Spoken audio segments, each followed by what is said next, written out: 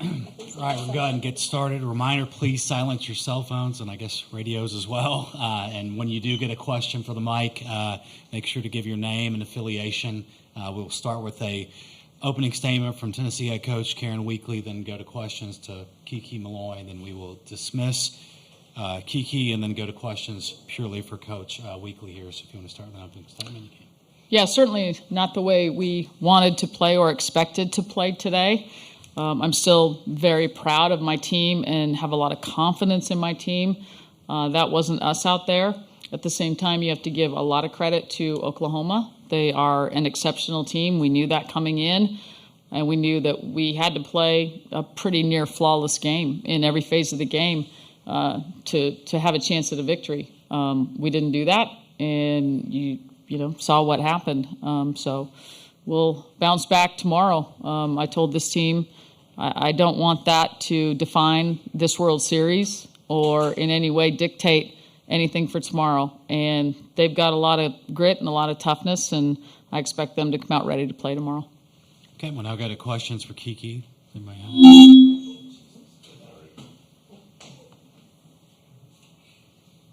Anybody? Okay, front row right.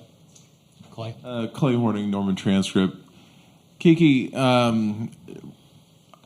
your program has been here before, but nonetheless, was the atmosphere an issue? It is the biggest stage in the sport. Do you think that was part of what went wrong today for you guys? We knew it was going to be loud. We played them last year at Mary Nutter. It was loud. Luckily, our first game, it was, I think, sold out. So we played in that atmosphere earlier. So I wouldn't necessarily say that was distraction for us. Okay, we'll go third row left. And you guys have talked a lot about being a player-driven team. Could you both talk about, what you need to do in that regard now to regroup so quickly? Just Kiki, and then we'll go to you later, Karen. I think just making sure that we keep the energy no matter what happens during the game. I think a little bit today, you could kind of tell our energy went down a little bit, but just making sure that no matter what happens, we keep the momentum with our energy. Okay, go to James. CBS Sports Radio. Kiki, you guys have been a really good team all year, and so this game happens, but, you're still alive in the tournament and everything. Talk about how you guys plan to regroup and what you guys will do to get ready for tomorrow. You got to have short-term memory, We have another game very quickly tomorrow, and we have a very good opponent, so just kind of flushing this game, and if we face them again in this tournament, then we'll talk about it when the time comes, but, we focus on Oklahoma State. All right, we go back row, or third row right. Chris Williams, CBS Oklahoma. Kiki, what is it that Jordy Ballo's pitcher does that makes her so successful and so hard to hit against? I think just attacking the zone, but I think we could have had some better swings on her pitches that she might have left more on the white of the plate. So, but it was good seeing her. And again, if we see them again at the end of the tournament, we saw a lot of pitches. So, More questions for Kiki in the room? Okay, front row right here, left, Eric. Eric Bailey, Tulsa World. I just want to ask about the catch in the outfield. Just take us through it a little bit. Just reading the ball, going back. Let me think about it. I was just playing. I think a lot of people will probably expect you to roll over when things are not going well, but it's you still have a game to play. As long as we're on the field, you got to make some plays. So just being able to make that play for Riley, especially coming in, because she was throwing the innings that she came in, she was throwing pretty well. So just being able to make that catch was, really good. And hugging her at the end of it. All right. We've got a question on Zoom from Maria Cornelius.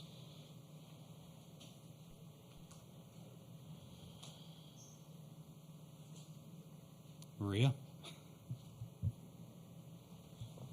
Is she on? Go ahead, Maria. All right, we'll move on. Any other questions in the room, I guess? Okay. Kiki, that's it for you. Thank you. Questions for Coach Weekly? Okay. Third row left. Christina Long from the Knoxville News Sentinel. Just what was kind of the strategy going in with the pitching decision?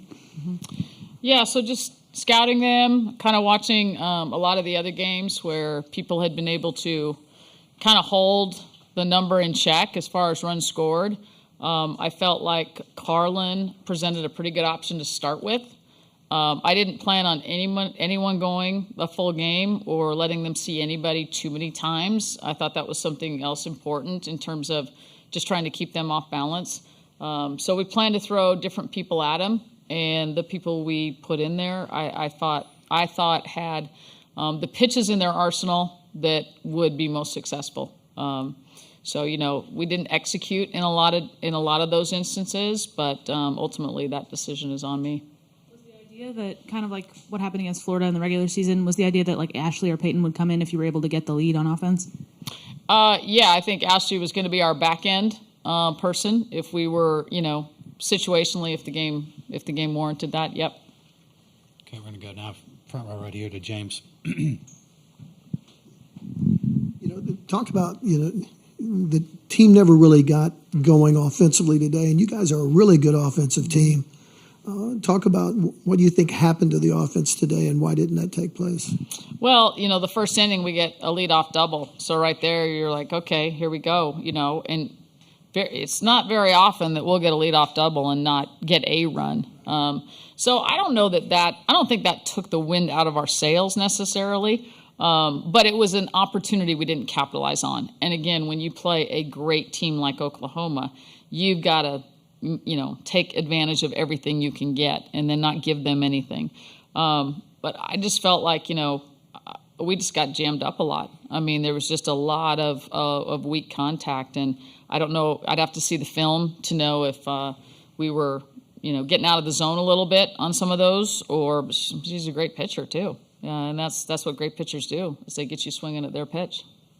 Okay, we have second row left here to Ryan. Coach, when Oklahoma's lineup gets rolling, what's so hard about kind of seizing that momentum back to try and kind of steady everything and just kind of nip it in the bud right there? Yeah, I mean, it's you look at the people in their lineup, I mean, it's great player after great player.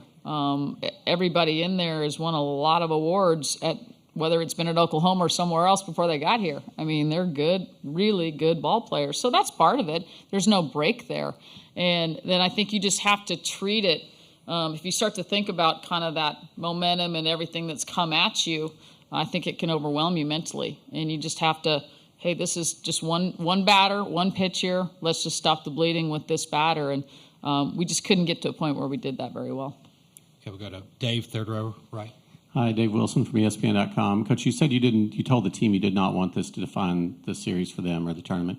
This is their 50th straight win. Does that give you something to latch onto to say, look, it's not just us, there's a lot of people, or how do you deal with that? Do you use that as part of your motivation to them? I mean, we knew we were the underdog coming in, right? I mean, everybody's picked Oklahoma, and deservedly so. So I don't know that we take. I think any motivation we get is we're disappointed in how we played. That's not us. Even if we had not won the game, those girls want to play a whole lot better. They got a lot more pride than what we showed today. Any more questions? Okay, we've got two more. Go ahead, Chris. Chris Williams, CBS Oklahoma. I'll just go really fast. Coach, looking ahead, Oklahoma State tomorrow, what do you know about that team, and what do you guys have to do to get the win and stay alive?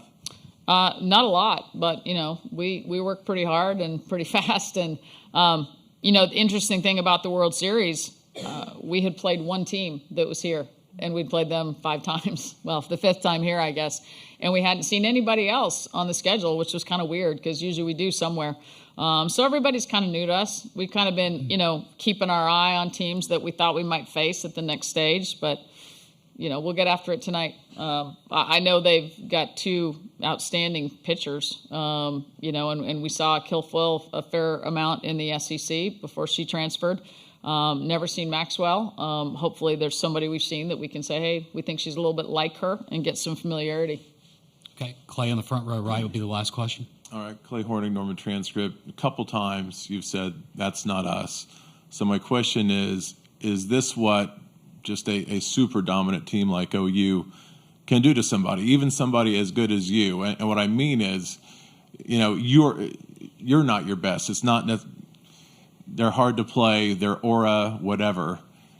gets to opposing teams and they don't bring their best. Did anything like that happen to you today?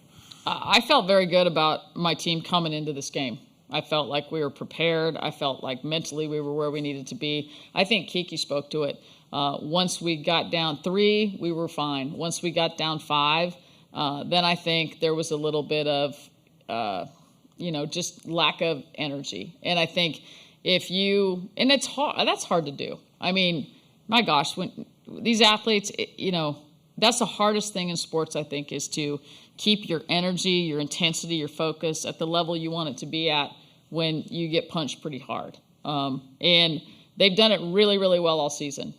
Today we didn't, but it does also speak to, their pitching and their team. And once they get you down, there's not a whole lot of room there. They're not going to give you anything to help you get back in the game.